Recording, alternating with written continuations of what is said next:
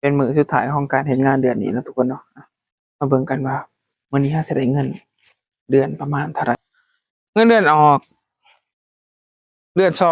2026ทุกคนเดือนนี้ได้อยู่10,000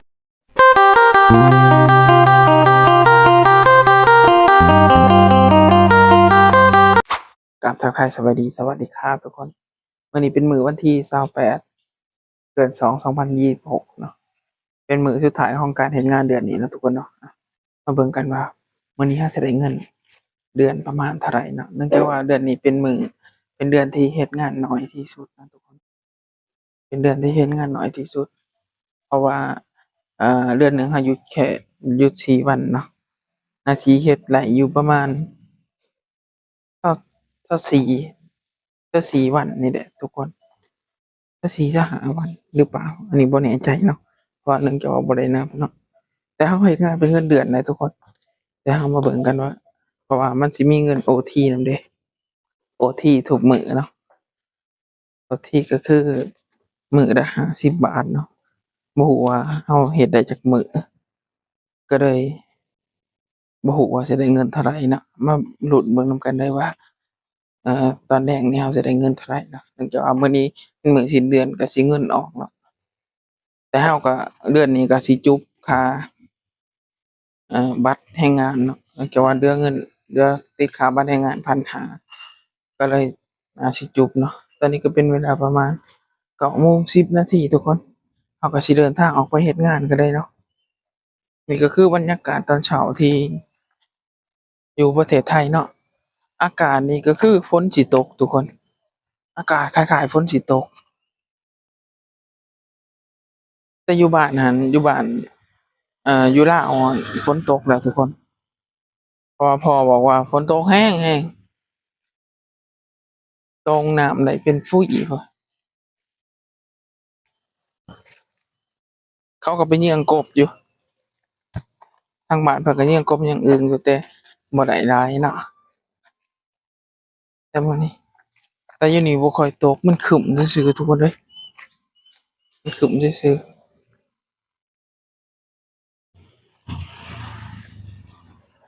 ถ้าฝนตกคือสิเย็นกว่านี้เนาะถ้าฝนตกคือสิเย็นกว่านี้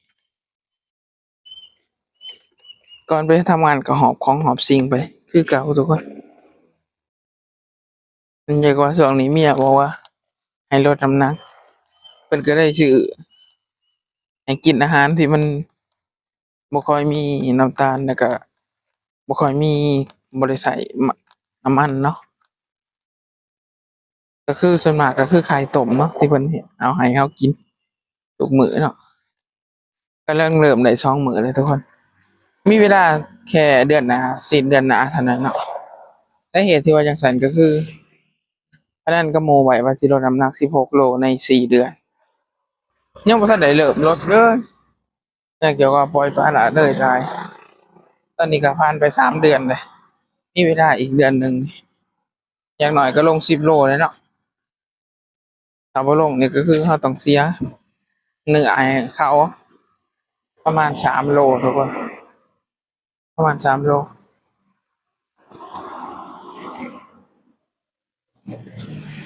ตอนนี้ก็เดินทางสิไปเฮ็ดงานแต่ต้องกดน้ำไปกินอยู่บ่เฮ็ดงานนำทุกคนกดน้ำไปกินอยู่บ่เฮ็ดงานนำเนื่องจากว่าบ่อยากซื้อเนาะปกติซื้อ3แพ็ก100ซื้อน้ำสติงนะทุกคนแต่มื้อนี้ว่าสิกดเอาเนาะนี่เมียเขากำลังสิกดน้ำไปกินอยู่บ่เฮ็ดงานนำเมื่อคืนนี้ก็กดน้ำเหมือนเลยทุกคน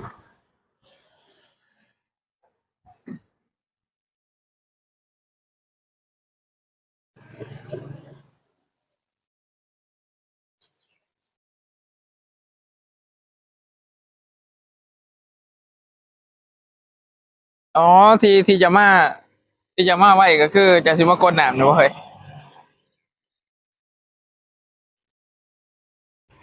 กดน้ำอยู่ไปกินอยู่บ่เฮ็ดงานนำบ่ได้ซื้อก็คือว่าซื้อน้ำกินน่ะมันไปซื้อน้ำเป็นแพ็กมันเปลืองหลายเราก็เลยอยากประหยัดค่าใช้จ่ายก็เลยต้องกดน้ำไปกินอยู่บ่เฮ็ดงานนำเนาะ นี่ก็บรรยากาศตอน2 โมงแล้วค่อยถือน้ำจะถือกล้องกับเขากันเลย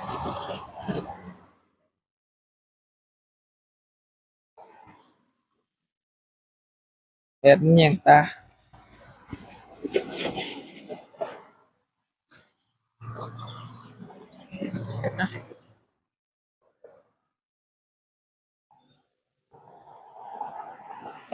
แต่ละมื้อแต่ละเว้นเท่ากับสีใช้ชีวิตประมาณนี้แหละทุกคน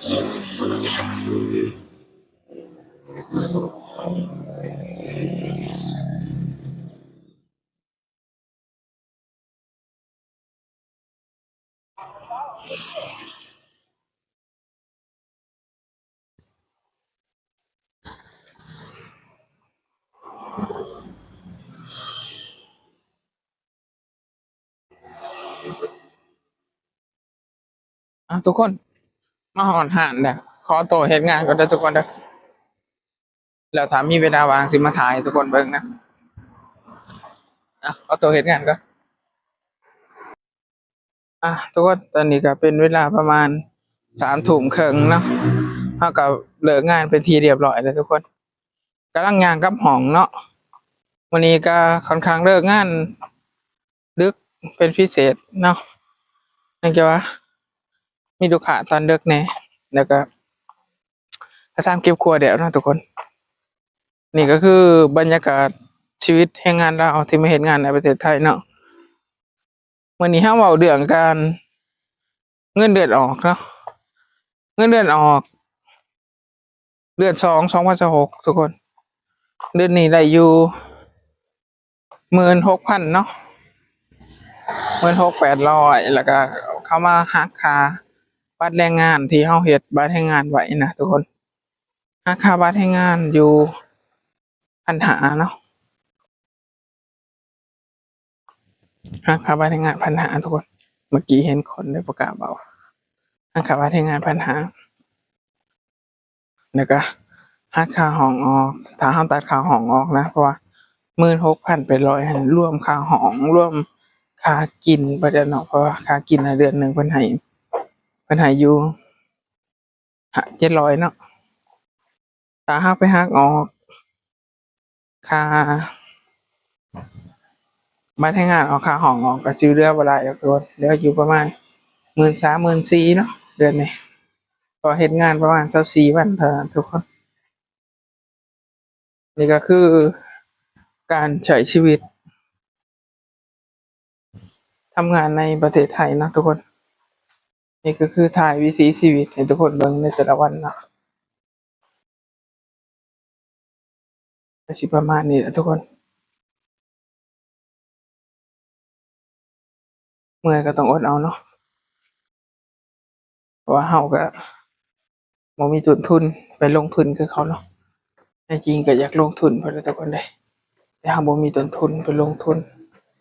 ก็เลยต้องมาดิ้นรนหาก่อนเนาะถ้ามีต้นทุนเราก็อยากกลับไปลงทุนคือกันเนาะ